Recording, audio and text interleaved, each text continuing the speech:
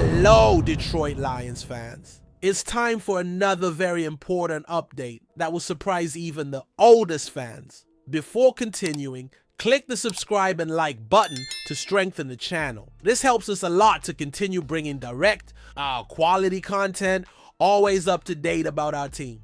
Thanks for the support. Now let's get to the news. The mood behind the scenes at the Detroit Lions is far from calm, and the reason involves one of the team's pillars. While the OTAs, organized team activities, continue, two important absences have caught the attention of fans and the media. Linebacker Alex Anzalone and center Frank Ragnow. Coach Dan Campbell tried to calm things down by saying that both have been in contact with the coaching staff, but avoided revealing the specific reasons for their absences. However, a new report has exposed a situation that could be turning into a ticking time bomb.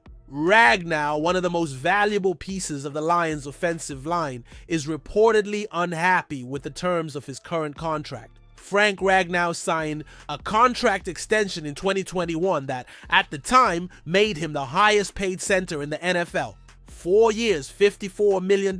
It was a more than deserved recognition for his dominant performance and his strategic importance at the heart of the offensive line. But time has passed and the scenario has changed. Now, just 3 seasons later, Ragnow has fallen to 4th place among centers with the highest annual salary, behind names like Creed Humphrey, who pockets about $4.5 million more per year. This significant salary difference, coupled with the fact that Ragnow still has 2 years left on his contract, is reportedly fueling his frustration with the lack of a contract update, according to Detroit Free Press journalist Dave Burkett. Ragnow's frustration, however, isn't just a matter of ego or vanity, it's backed up by performance. Since the contract extension went into effect, the Lions center has been named All-Pro twice in a row, further reinforcing his importance within an offensive line that is now considered one of the most dominant in the NFL.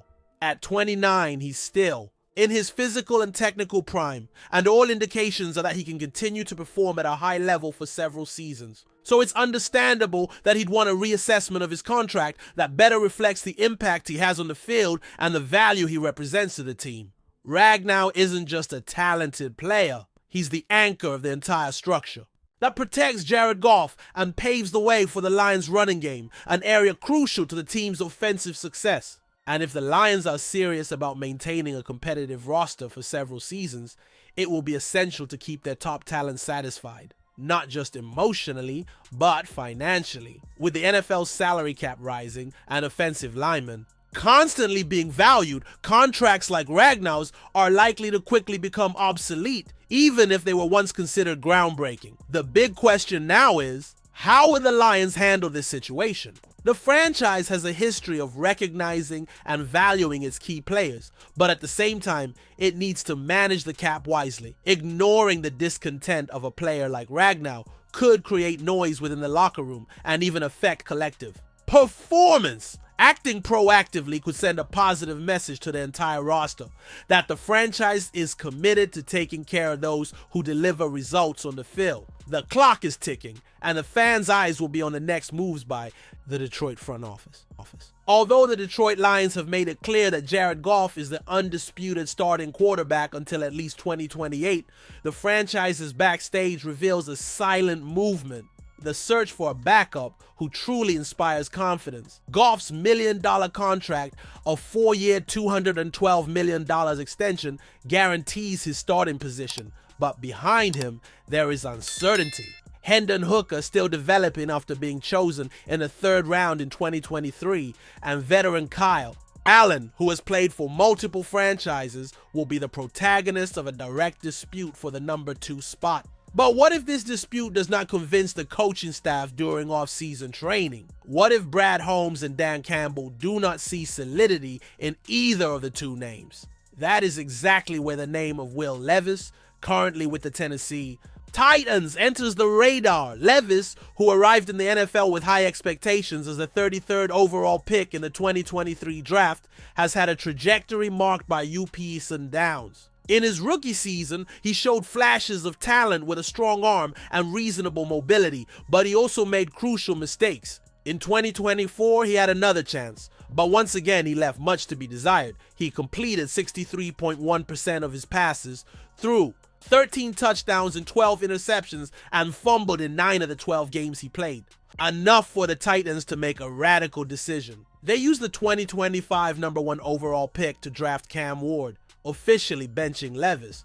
According to CBS Sports, this move could open the door for the Lions to explore a trade, especially considering that Levis still has 2 years remaining on his rookie contract worth $9.54 million with a modest impact on the salary cap. The speculation is not unfounded. The Lions have already shown a willingness to gamble on underrated quarterbacks. Jared Goff himself was seen as expendable by the Rams when he was traded for Matthew Stafford.